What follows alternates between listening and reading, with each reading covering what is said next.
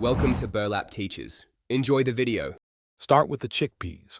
In this video, I will show you how to make homemade hummus with canned chickpeas. First, drain and rinse 1 15-ounce can of chickpeas very well under cold water. This helps remove excess sodium and improves flavor. For the creamiest hummus, take a few extra minutes to gently rub off the skins from each chickpea. It makes a big difference. Don't forget to save a small handful of whole chickpeas for a beautiful garnish.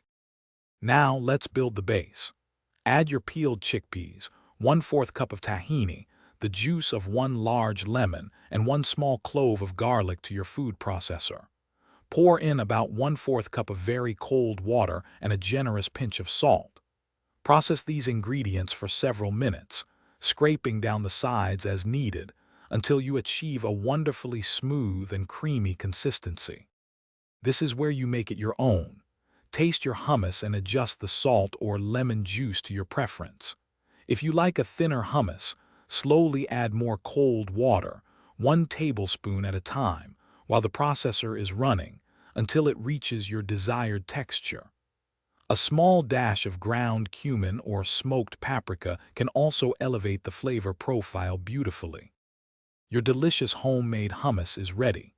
Spoon it into a serving bowl, create a small well in the center, and drizzle generously with good quality olive oil. Garnish with those reserved whole chickpeas and a sprinkle of paprika for a pop of color. For other great deals and to grab a little Tree's Black Ice air freshener, check out the links in the description below. Store any leftovers in an airtight container in the refrigerator for up to 5 days. Thanks for watching. Consider subscribing if this video helped you.